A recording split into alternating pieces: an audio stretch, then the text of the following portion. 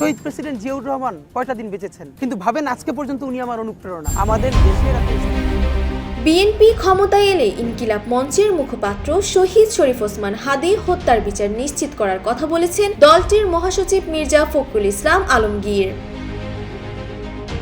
Facebook পোস্টে মির্জা ফখরুল সাম্প্রতিক একটি ব্যক্তিগত অভিজ্ঞতার কথা তুলে ধরেন। তিনি জানান, ঢাকা বিমানবন্দরে পৌঁছানোর পর এক তরুণ দম্পতি তার কাছে এগিয়ে আসেন।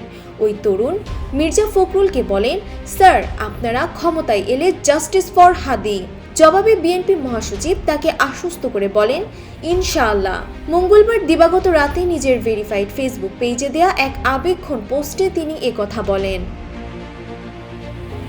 শরীফ ওসমান হাদীর অকাল মৃত্যুতে শোক ও ক্ষোভ প্রকাশ করে মির্জা ফখরুল লিখেন, একটি ছেলে একদম তরুণ, যে ছিল গণতন্ত্রের পক্ষে। নির্বাচন নিয়ে কি উচ্ছ্বাস ছিল তার মধ্যে, প্রচারণা চালাচ্ছিল। তাকে এভাবে হত্যা করা হলো, এর বিচার হতেই হবে। জীবন অবাক না করলে কে করবে? 28% মিল্ক ফ্যাটের অবাক করার সাথে ফ্রেশ মিল্ক পাউডার। জীবন অবাক করুক প্রতিদিন।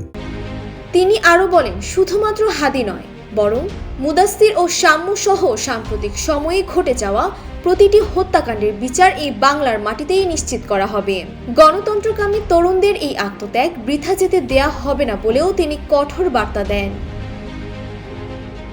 ইনকিলাব মঞ্চের মুখপাত্র শরীফ ওসমান হাদী সামাজিক যোগাযোগ মাধ্যমে সক্রিয় থেকে গণতন্ত্র ও ভোটাধিকারের পক্ষে কথা বলেন। তার মৃত্যুকে কেন্দ্র করে সামাজিক ও রাজনৈতিক অঙ্গনে ব্যাপক প্রতিক্রিয়ার সৃষ্টি হয়েছে। বিএনপি মহাসচিবের এই বার্তার মাধ্যমে এটি স্পষ্ট যে দলটি আগামী দিনে রাজনৈতিক সহিংসতার শিকার হওয়া প্রতিটি ঘটনার সুষ্ঠু বিচারকে তাদের অন্যতম অগ্রাধিকার হিসেবে দেখছে। ডেস্ক রিপোর্ট, জয় জয় দিন।